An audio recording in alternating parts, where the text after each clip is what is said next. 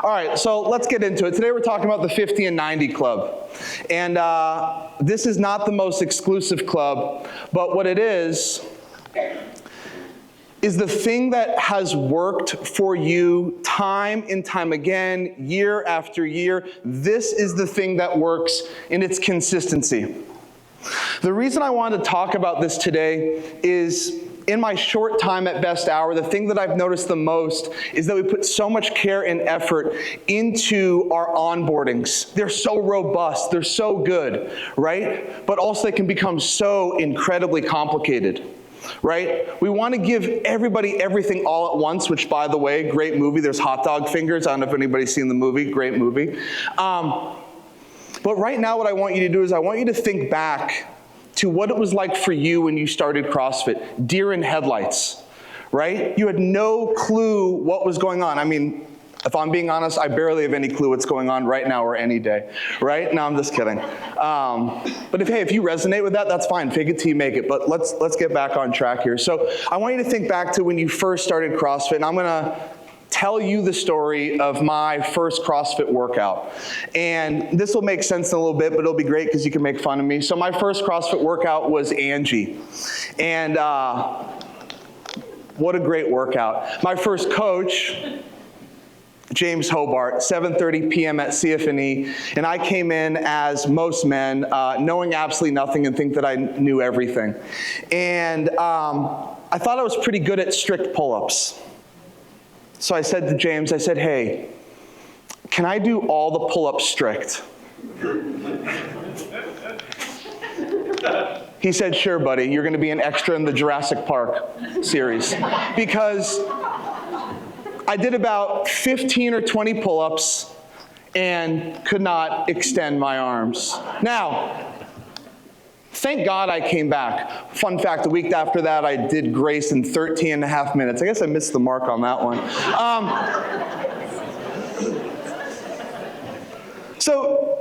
But here's the thing. I came back. Sometimes our members may not. And so this is why we're going to talk about the thing that we really want to get into them. But before we do this, if you've been on a small group call with me, you know that my favorite game show is Who Wants to Be a Millionaire? Freaking love it. So good. Regis. This is going to be the easiest one. And Marcus, I took this from you. This is a great clip. What is the number one KPI for your the number one KPI for your members is consistency of attendance. We're all going to say on the count of 3, true or false. And I need you to really use your outdoor voices because you're coaches. 1, 2, 3. True. Thank God. That was a test. We would have kicked you out for the rest of the weekend. No refunds. All right? True. Since that's true, let's talk about the journey. What are we looking for? We want the members to check in 50 times in the first 90 days. We want to talk about this religiously. We want to talk to them about the thing that's going to work for them is consistently, and there's a number of reasons behind this. One of the first things, this is what I talked about in my hot seats, is you know why you love this so much. We talked about being undeniable. Like, when I heard that, it resonated with me because CrossFit is so undeniable for the ways that it's changed my life and every other aspect of my life. For a lot of your members, though, they don't know this yet. They don't know what the thing is. And the only way they're going to know what it is if they keep showing up to do the thing over and over and over again, right? Consistency is king. It's also what everybody's talking about this entire weekend. How many times in your hot seats are we talking about continuing to do the thing, put in what? Reps, reps, reps. Cool. How do we do it?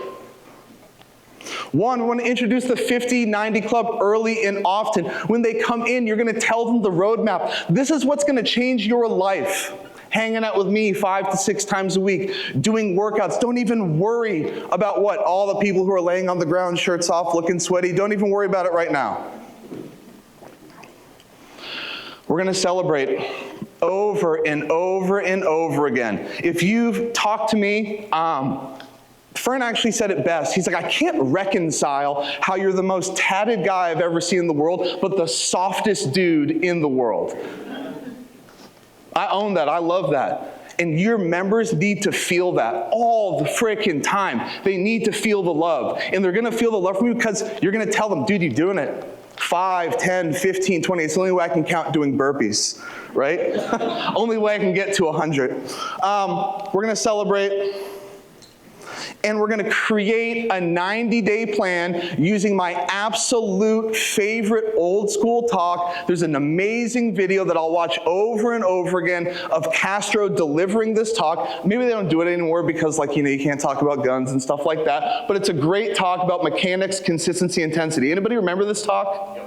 Yeah, such a freaking good talk. And what it really is, they use the workout GRACE. They talk about large mechanics, small intensity, large intensity, small mechanics. Fun fact about me, I did the first 2 years of CrossFit only doing large intensity. Not sure how my lower back survived, but we're here today.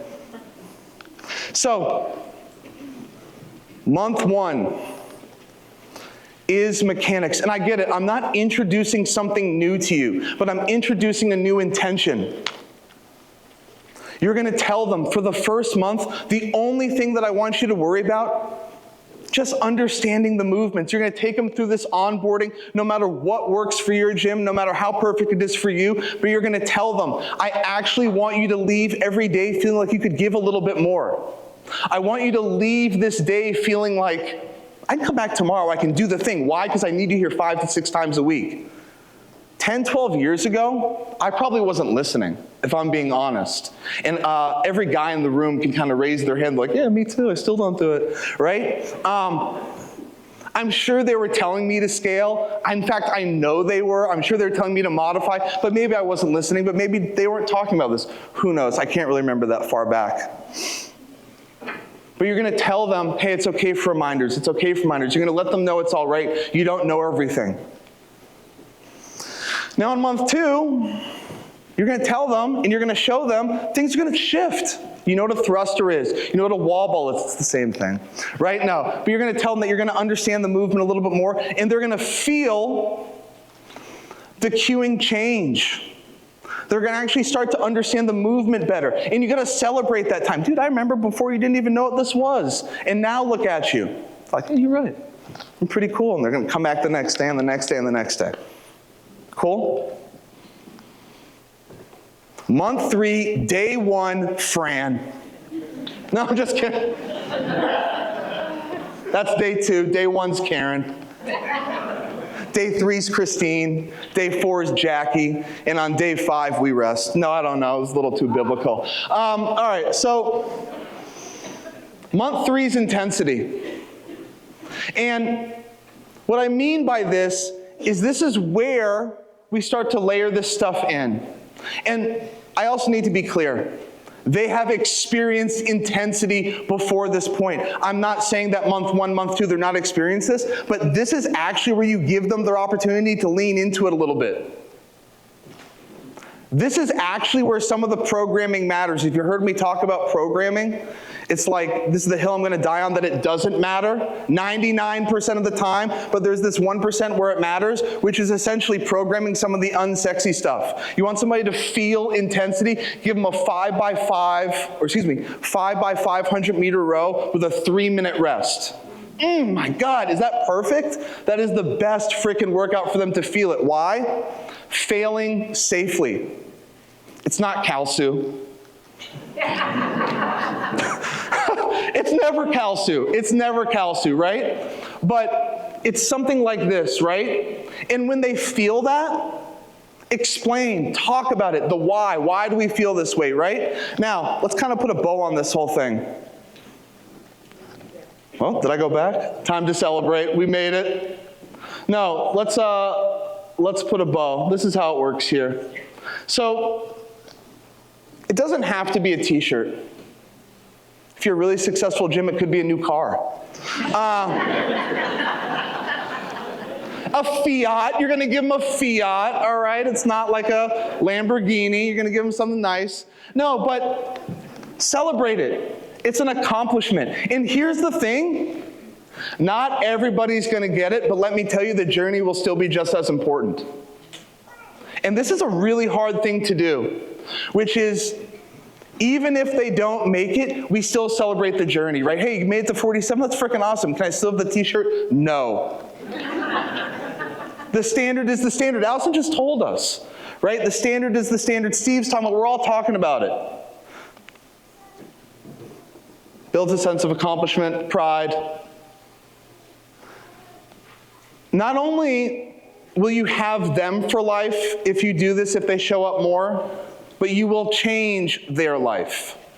The business that we are in, and we've talked about it forever, it's not thrusters and pull-ups, it's changing somebody's life through CrossFit, through health, wellness, and fitness, right? That's the message of this company as well, that we believe that CrossFit is undeniable. And I feel that so deeply inside myself, and you all do too. So when you do this right, when you encourage the person, you're passing on this thing that has had such a huge impact in your life. And the guy batting cleanup for you, we got Joel. Let's make some noise for him, baby.